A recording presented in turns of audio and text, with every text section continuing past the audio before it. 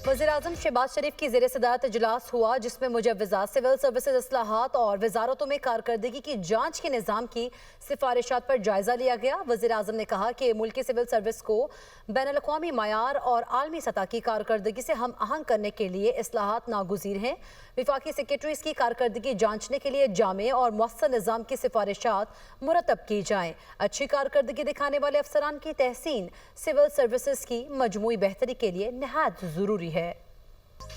वज़ीर-ए-आज़म शहबाज शरीफ की ज़ेर सदारत इजलास हुआ, जिसमें मुजव्वज़ात, सिविल सर्विसेज इस्लाहात और वजारतों में कारकर्दगी की जांच के निज़ाम की सिफारिशात पर जायज़ा लिया गया। वज़ीर-ए-आज़म ने कहा कि मुल्की सिविल सर्विस को बैनुल-अक़वामी मयार और आलमी सतह की कारकर्दगी से हम आहंग करने के लिए इस्लाहात नागुज़ीर हैं।